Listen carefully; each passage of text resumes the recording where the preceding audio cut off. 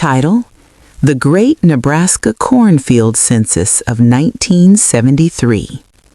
Welcome to Hush History.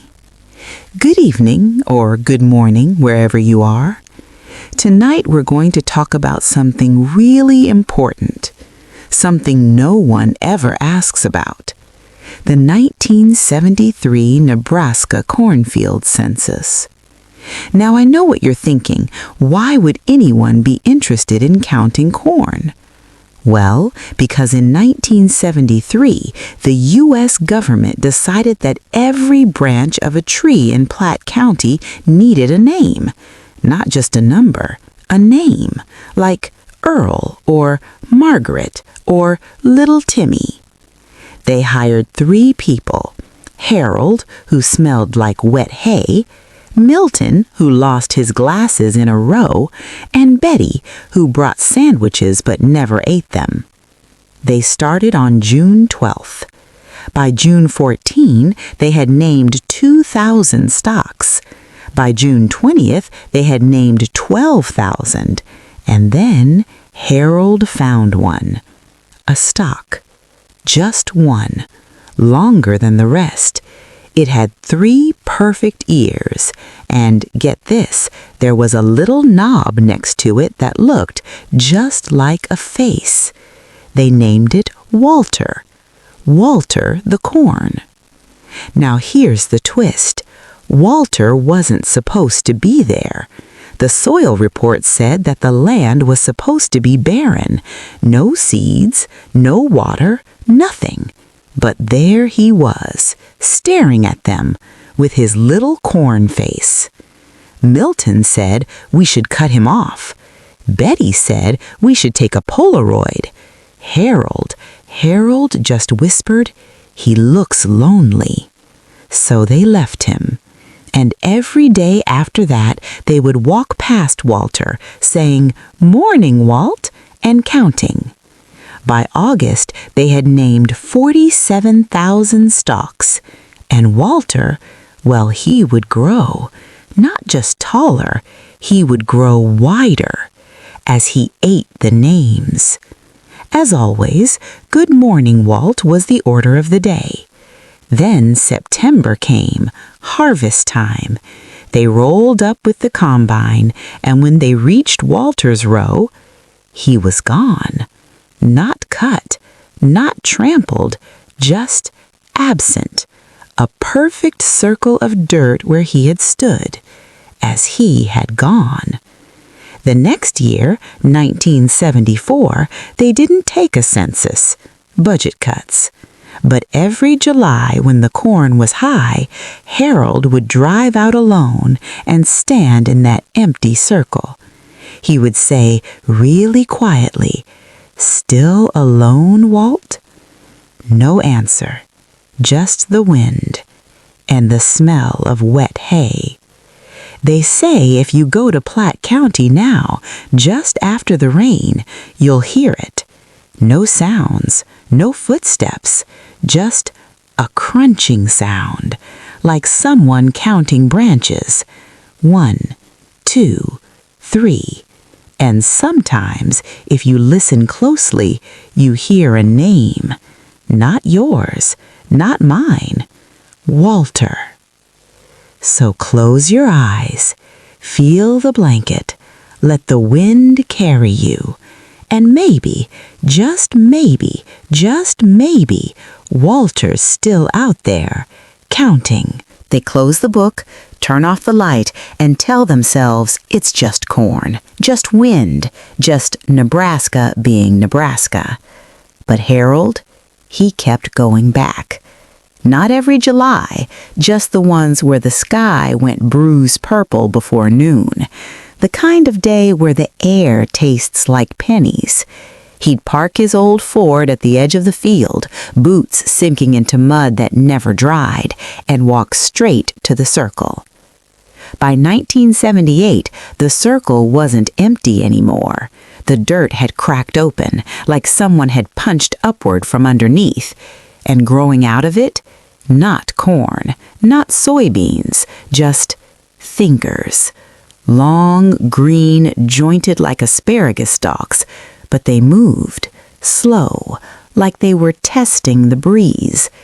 Harold swore one of them waved, not hello, more like, "You're late." He didn't tell Betty, didn't tell Milton. They'd already moved on, Betty to Des Moines, Milton to a desk in Lincoln where he could finally see without squinting. But Harold, he started bringing gifts. A jar of pickles, a cassette of Johnny Cash, once a little plastic cowboy hat he bought at the gas station. He set them down in the circle like offerings, then sat cross-legged and waited. Nothing. Until the night of July 17th, 1981. Thunder like a truck hitting a wall, lightning so bright it turned the corn white. Harold was out there anyway, rain pasting his shirt to his back, when the ground hissed. Not wind, not rain, a voice, dry, crackly, like corn husks rubbing together. "Harold." He froze. The fingers, now 6 of them, curled inward, like they were listening. "You named me," it said, "so I named you back." He didn't scream, didn't run, just asked, real quiet, "Would you name me?" "Left behind." And then the fingers sank. The circle closed like a mouth. Harold stood there till dawn, soaked, staring at nothing. Next year, the field was plowed flat. New owner, new seeds, no circle, no fingers. Harold sold the Ford, moved to a trailer in Kearney, and stopped talking about corn. But here's what no one tells you. Every harvest since, every single one, there's one stalk left standing. Not tall, not perfect, just there, bent a little, like it's tired. And if you walk up, slow like you mean it, you'll see the ear split open. Inside, a Polaroid, faded, wet, showing 3 people, Harold, Milton, Betty, smiling, holding a sandwich no one ever ate, and taped to the back, in pencil, one word, still. So yeah, go ahead, sleep. But if you dream of fields tonight, and you wake up tasting dirt, don't be surprised. Walter's not waiting anymore. He's counting, and he's down to 1. So Harold died in 92. Heart attack. They found him on the kitchen floor, still wearing those same muddy boots, like he'd just stepped out of the field. No note, no goodbye, just a half-eaten sandwich on the counter, the kind Betty used to make. The trailer went to his niece, some girl from Omaha who'd never seen a corn stalk up close. She sold it quick, kept the boots though, said they smelled like old rain and secrets. Years later, 2019 maybe, she drove out to Platte County on a whim, wanted to see the place her uncle wouldn't shut up about. The field was gone, replaced by a Walmart distribution center, big gray boxes, forklifts humming like angry bees. But she found the circle. Not on purpose. She was looking for a bathroom when she wandered behind the loading dock, past the dumpsters, past the chain link, and there it was. A patch of dirt no bigger than a manhole. No grass, no weeds, just cracked earth, like someone had pressed a thumb into it and left the print. She laughed, said out loud, "This is it? Uncle Harold's big mystery?" Then the ground breathed. Not wind, not a truck, a slow, wet inhale, like lungs made of soil. And up came the Polaroid, same one, same 3 faces, but now the sandwich was gone. In its place, a tiny, perfect ear of corn, still green, still warm. She picked it up. It whispered, "Still." She dropped it, ran, never went back. But here's the part no one believes.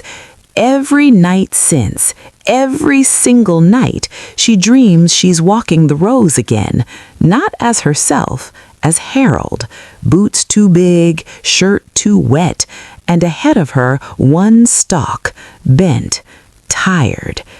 It turns, not a face, not anymore, just eyes, two little kernels, black as wet ink, and they say, soft like corn silk, "You're late." She wakes up every time tasting pennies, and on her pillow, a single kernel, still warm.